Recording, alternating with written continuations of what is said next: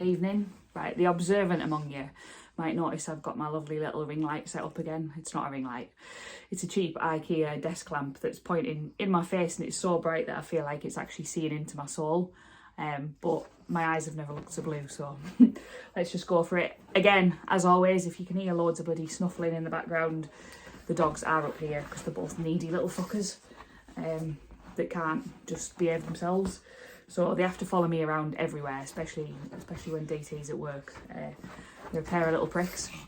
So, anyway, this is round 4, week 4, whatever you want to call it, of the rugby instalment of this podcast that we're doing. When I say we're doing, I'm doing. And I'm doing it basically just to indulge my other passion. Passion number 1 is beer. Passion number 2 is rugby. So, yeah, let's get into it. Week 4 was probably all along going to be the most boring week of the 2023 Rugby World Cup for a variety of reasons. Amazingly, the first 2 teams to qualify for the semis have been England and Wales, which is pretty mad when you think about it. Nobody would have had the odds on that being the case, even just 2-3 weeks before the World Cup kicked off.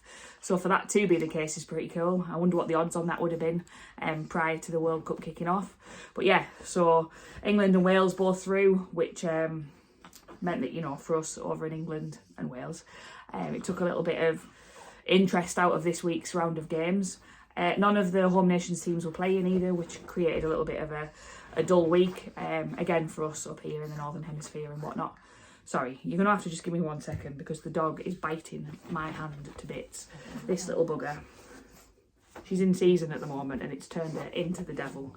If any of you that have got dogs, especially small dogs and pugs particularly, you can sympathise with what I'm going through right now. She's a little knob, but I do still love her. Look at her big, stupid, fat head. It's normally your sister causing a problem, but tonight it's you. At least you take it in turns, eh? So yeah, sorry, where were we? I'm also using the ironing board to prop this up on. I have got my my tripod up as well, but it's not quite high enough to be able to get me head in the angle that I've got it in. And we're moving house at the moment, so there's just stuff everywhere. So this is the best location for me to do this week's pod from. But yeah, back to the whole fact that this round of rugby games wasn't the most exciting. It was never going to be the most exciting, I don't think.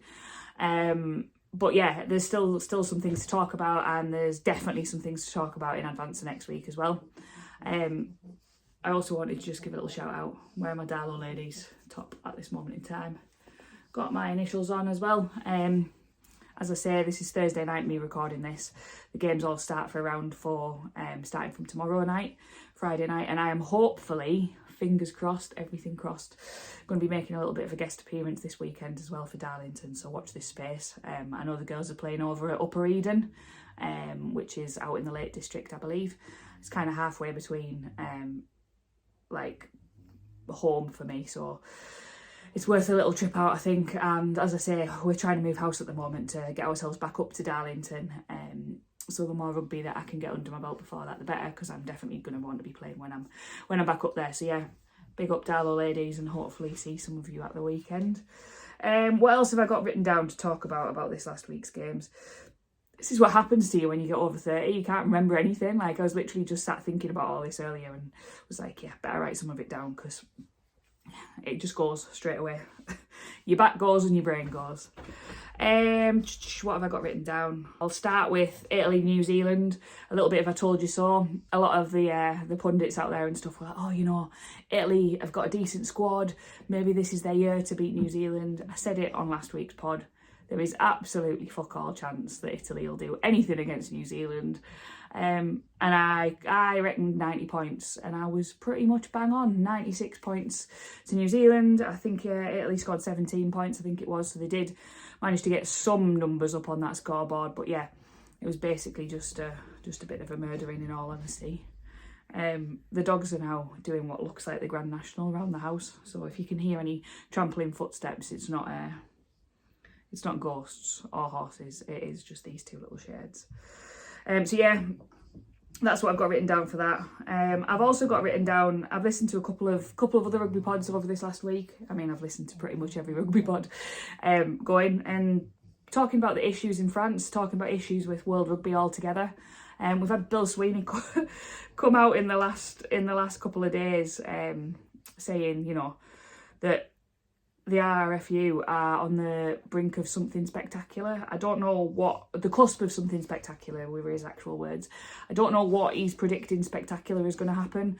We've already had London Irish go bust, Worcester go bust, Wasps go bust, and then Jersey go bust as well last week. And I've just recently been told, oh, you're staying there, are you?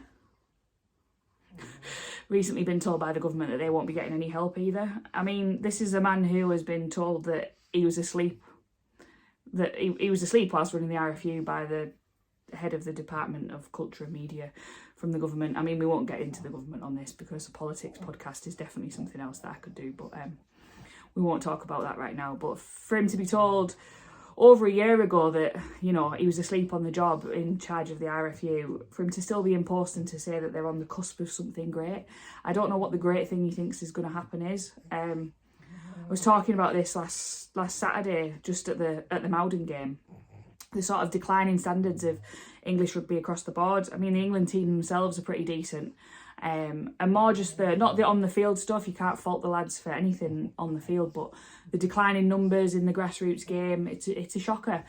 I would also say the declining number in the women's game. Everyone touts the women's game as being, you know, the solution to all this. Oh, we don't need to worry too much about whatever else is going on because women's game is growing, there's bigger inclusion in the game. I don't even necessarily think that that's true. I think it's something that can be put out there and it ticks all of the right boxes. But I know plenty of ladies teams that are really, really struggling to put teams out, and they're really, really struggling to just get the support down and get the sort of hype around the game, especially in a World Cup year. It's insane. I mean, 2015 when the World Cup was in England, couldn't move for you know, I was living down in Leicester at the time, but even up in the northeast where there isn't a particularly huge rugby union following, you couldn't move for there being banners everywhere. Everybody was talking about it. People that you'd never even knew had any interest in rugby in the past, or sport even, let alone rugby, they were getting involved in it. And I think that this World Cup, for it to be only down in France and to be getting the little amount of interest that it is a huge shame, to be totally honest. And I think a lot needs to be done with the game across the board. We also seen this week World Rugby just randomly taking off a load of their content off social media because it broke copyright laws. I don't know what's going on there and why that's the case. Like, if anything, they should be getting people. I've said it before and I'll keep saying it, but you know, the Tim Cockers of this world, Jim Hamilton's done some fantastic stuff as well. Getting them out and reporting, you know, the good, bad and rugby guys as well, James Haskell and Mike Tyndall doing some of the style reporting that they're doing. It's what the game needs, and putting on live shows and stuff like that, it's definitely what the game needs. You know, pre-match chat, post-match chat. It's just a little bit disappointing that there hasn't been more of that going on. I know that some of the people that I've just mentioned there might not be everybody's cup of tea, and they're not always my cup of tea, to be totally honest with you. But they at least provide a little bit of entertainment. There's plenty of people in the game, both men's and women's, that have fantastic personalities, and you'd really value their opinion. You know, getting referees on to talk about things, about decisions that have been made. It doesn't need to be your Wayne Barneses of this world. Get some grassroots referees on to talk about stuff. We saw in the game up in the under-18 Scottish Prem at the weekend, that fluke goal kick, penalty, I think it was, to level up the scores, make it 33 all, where the lad runs over to boot it away because he thinks it's fallen short and actually manages to score an own penalty, which is not something that most rugby fans knew anything about. I certainly didn't know anything about it. Sorry, we had to have a brief interlude there because someone cannot behave herself. She's not getting paid for this episode. You little bugger, just sit down. Good girl. Ridiculous. But the whole own penalty kick's pretty cool. And it goes to prove that you can be involved in rugby for years and years and years and things still come out of the woodwork like that are really cool and surprise you. But yeah, it's mad, isn't it? And it's mad how, you know, things like that get shared on social media by whichever club it was up in the Borders. I think it was one of the border clubs. And it immediately sort of goes viral on whatever you would want to call it, rugby Twitter or the rugby internet. And you get everybody sharing it and sort of reaping the rewards off the back of that. And obviously the club themselves and the ref that's involved in it get a little bit of kudos. But you know, to me, getting involved in as much of that as possible, the local grassroots stuff. I go down and watch Mowden games as frequently as I can. I've been and watched Sale games as well whilst living down here. And the standard of rugby is fantastic, and there's definitely something there to report upon. And it's a shame that there isn't more people out there doing that, and there's definitely a gap in the market for it. I know that National One do now actually record all of their games, which is fab for, you know, people that are a bit nosy like me and would like to get involved and watch as much of it as possible. But there's definitely some scope for that being included in that. You know, you get your football focus type programmes and your match of the day type programmes. There's no reason that rugby shouldn't always be like a free to air thing. But I can understand why it isn't. There isn't enough interest out there, so they might as well make those of us that are interested in it pay for it. There is talk of this Netflix documentary, I think it is, or Amazon Prime, one of the two. And I think that'd be fantastic, because we've seen what the Netflix documentary about the F1 did for, for you know, people's just across the board interest in that, just a passing interest, because you don't need loads and loads of diehard fans. You need a concentrated core of diehard fans that you're not pissing off with stupid laws and changes of stuff, that can be really, really passionate about the game and can spread it out into the wider community. I'm not one of these rugby fans that hates it in the Six Nations and the World Cup when people that have never had any interest in rugby suddenly start getting involved. Like, I think that that's mint, because I think being a casual participant in something is really cool. There's loads of things that I watch that I wouldn't class myself as being an expert in, or, you know, loads of things that I've got a minor interest in that you don't need to be an expert, and you just want to feel included when you want to be included. So Six Nations, World Cup, that sort of thing. And I think that rugby, to use a stupid phrase, has dropped the ball a little bit with that in this World Cup. You could still get tickets for some of the World Cup games, even just a couple of weeks before the World Cup. You're still getting emails about corporate packages and stuff like that, which to me is mental. And, you know, we had the England-Fiji game just before the World Cup where Twickenham was only half full, if that. And there's so much good stuff about rugby at this moment in time. You know, that Ireland South Africa game, you don't get a better exhibit of rugby than that.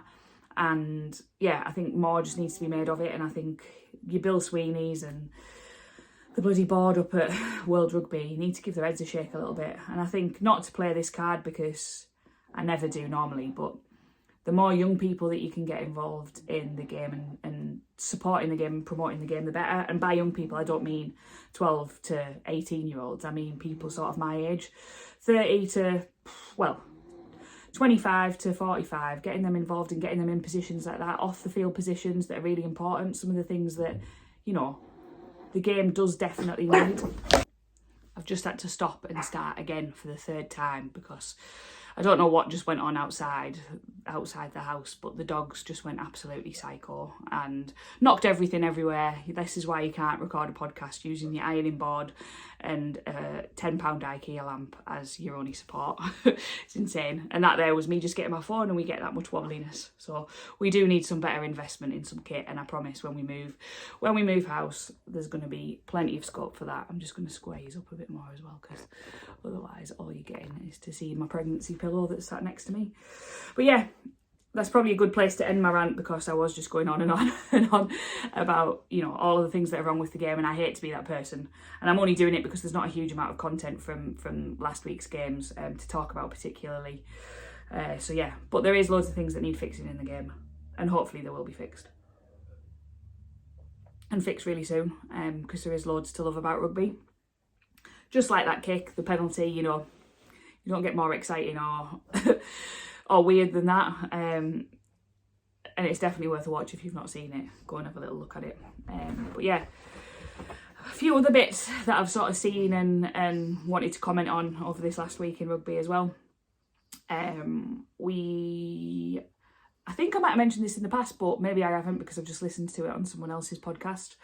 But the whole idea of having a tier 2 cup or plate that helps with the whole World Cup qualification sounds like a really great idea to me. I can't really think of any drawbacks.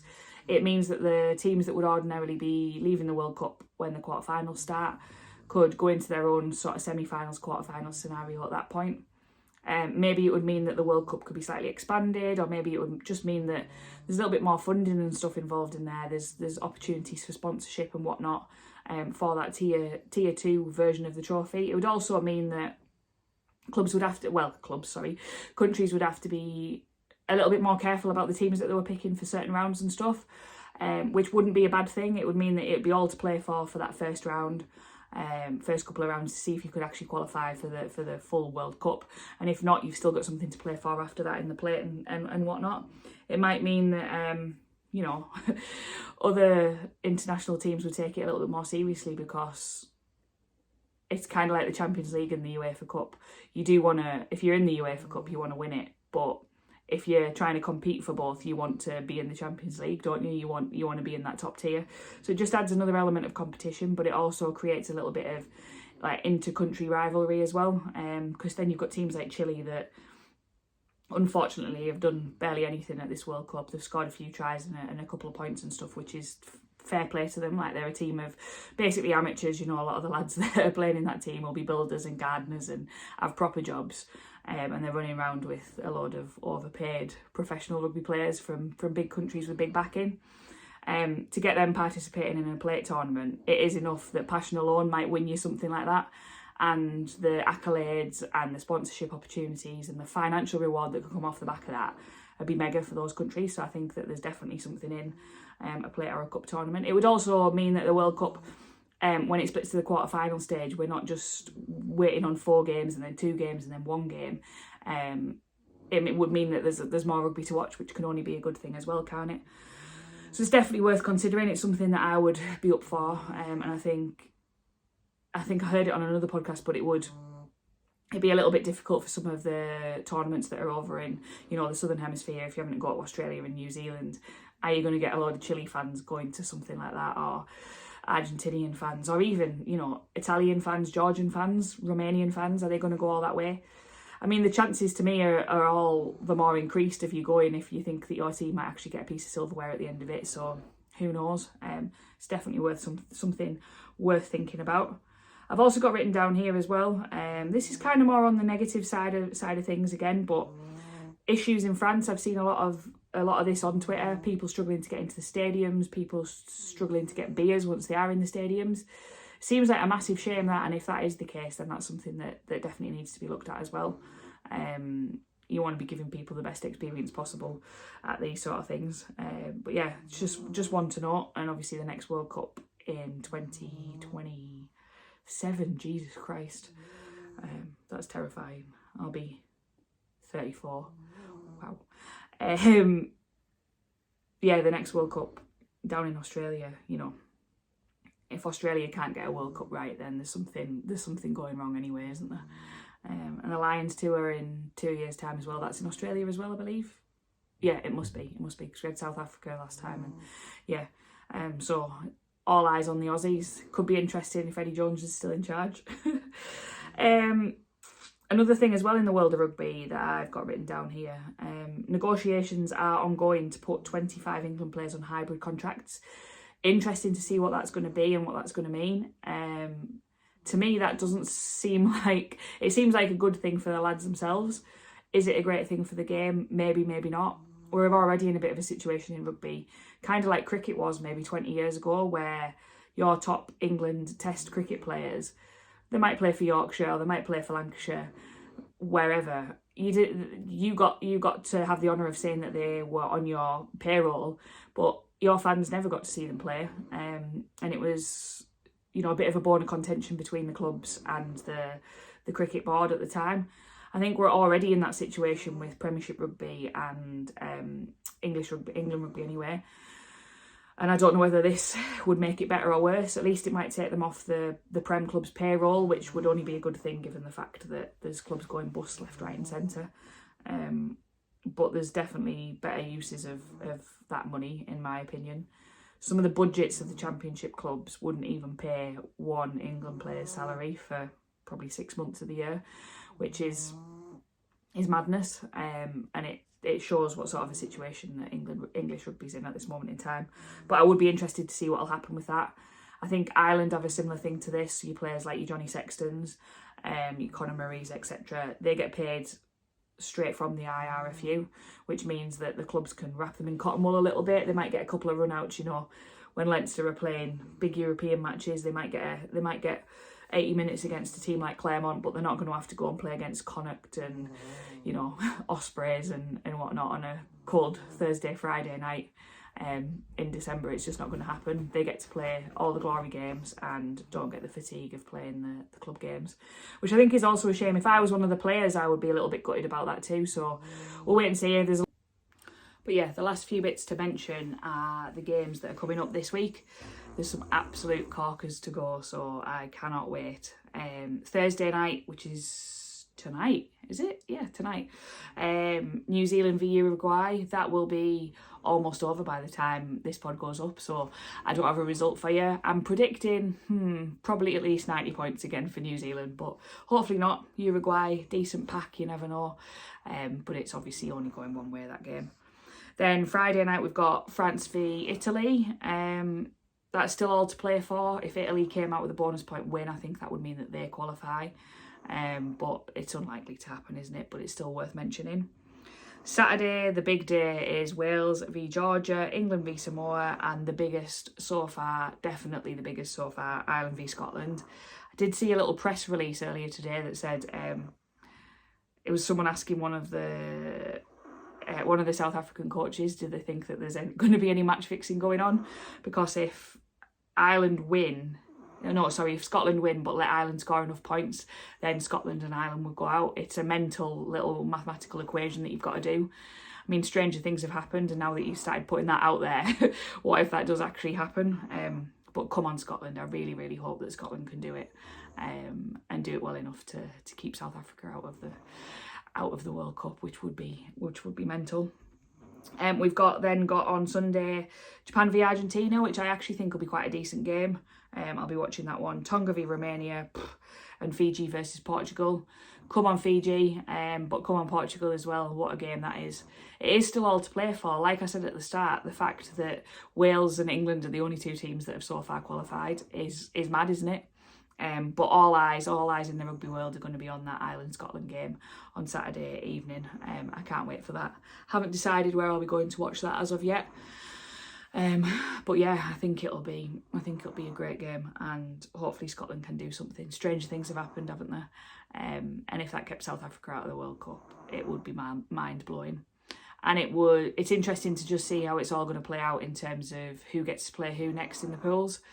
But obviously we'll talk about that in next week's version of the Rugby Pod. But yeah, I just wanted to again put a little bit of a shout out there. Mentioned the Darlow girls, and hopefully I'll be making a little bit of an appearance for them this Sunday. God knows what position I'll be playing. I haven't actually played a full game of rugby since I was 27, and it feels like a lifetime ago. We played against Crewe, and I managed to get one of the opposition sent off for punching me, so we shall see whether we have a repeat of that. Hopefully not, because I'm sure the Upper Eden girls are lovely, and Crewe was a little bit of a feisty team to play against anyway. And also a bit of a shout out to the Mowden boys. They played against Plymouth on Saturday at home at the arena. Went and watched them. They were very unlucky, quite unfortunate, some very odd refereeing decisions, but we won't get into that. We don't want to be them people, do we? But yeah, they're playing down in Richmond this weekend in London for the first time since 2016. It's normally a really good game to go and watch. It's a bit far for me to be travelling when we've got so much up in the air, house viewings and dogs to look after and whatnot, but it's a game that I'll definitely be going to next season. And yeah, just if you can, get out there, watch some rugby if you could. So I just wanted to finish by saying thank you as always for watching this video. Thank you for liking, sharing, subscribing, all of that. If you haven't done those things, please go and do it. It is what helps massively with growing all of this and keeps it worthwhile recording this rugby content. I am going to keep the rugby content up until after the World Cup is finished, so you might as well hit the subscribe and then you get it automatically on your YouTube feed. And yeah, we'll see where it goes. Probably keep it up after the World Cup's finished as well. But yeah, just wanted to say a massive thank you. And if you haven't already, please do go and subscribe. And if you can, share it and tell your mates. I will love you forever. But yeah, peace out. Thanks very much.